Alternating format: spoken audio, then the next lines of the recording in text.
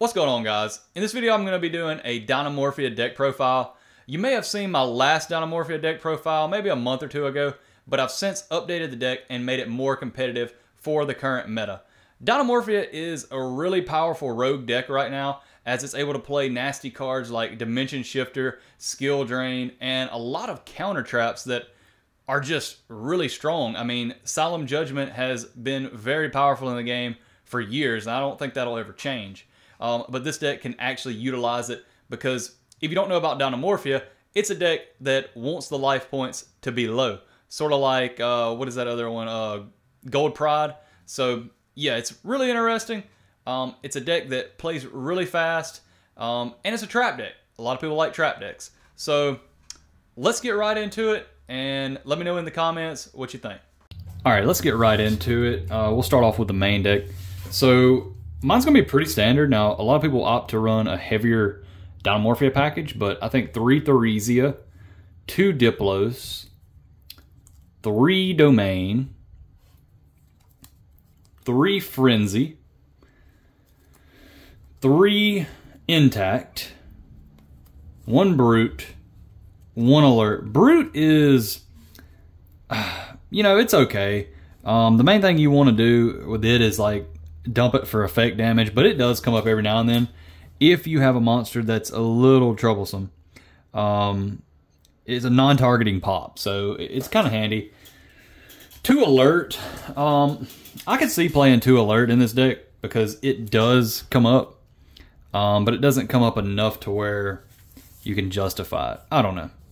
But you typically win fast with this deck, or people are going to scoop, you know, that type of thing. Okay, let's go into the next batch of cards. This has become equally important to the deck and is almost engine. Soul of the Supreme King. Sorry about the focus right there. Then we're going to go for 3 Iron Thunder, 3 Judgment, 3 Mind Drain. I seen this in a list a while back, and I had been wanting to try it, but I ended up putting the deck down for a while. Yeah, Mind Drain is really good because it hurts pretty bad when your card gets Ash Blossomed, like your Frenzy or Domain, so you don't want that to happen.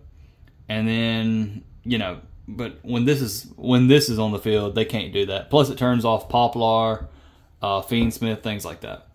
So 2 Strike. This card is a little controversial in Dinomorphia. But it is really good. And I could see cutting it and maybe siding it though, and cutting this to pure 40. 2 Trap Trick. Some people play 3.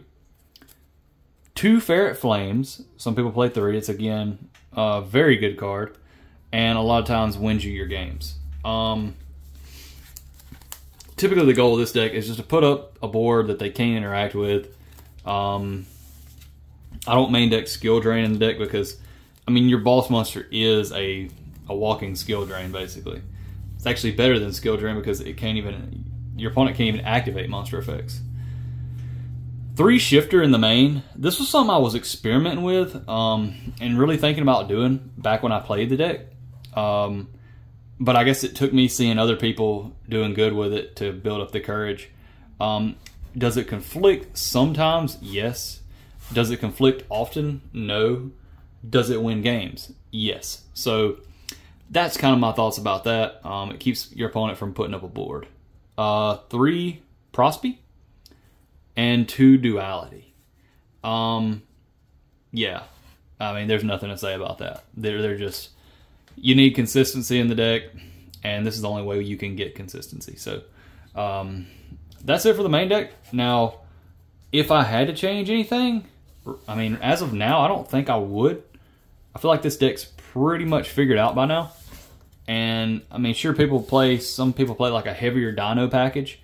I don't really like that build. You might as well just play one deck or the other.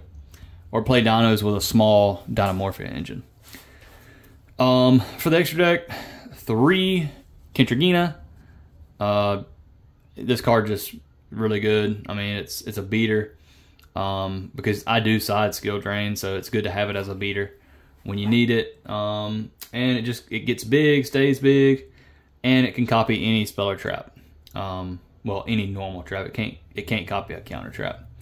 Now, for your main boss monster, Rexstrom. This card just says, hey, you can't activate monster effects. And it's hilarious. It's hilarious. So 3 Stealth Bergia. Typically, these are just fusion fodder.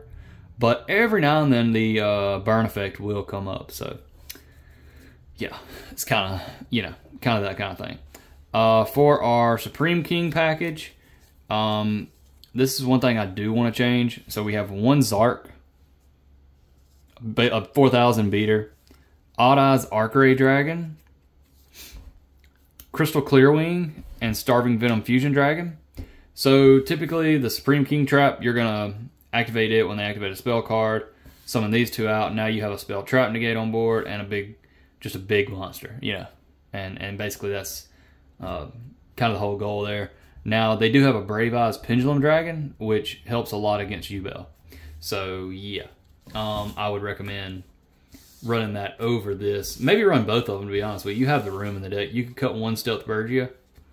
And now for the last cards, which everybody probably already expects. If you're running a dinosaur deck,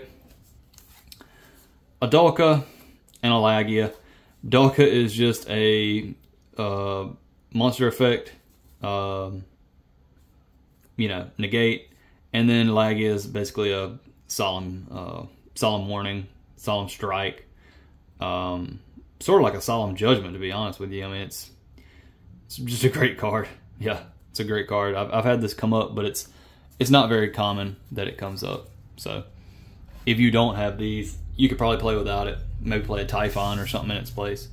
But Typhon kind of contradicts with the deck, so I wouldn't play that. But anyways, guys, that's it. I appreciate you watching the video, and we will see you on the next one.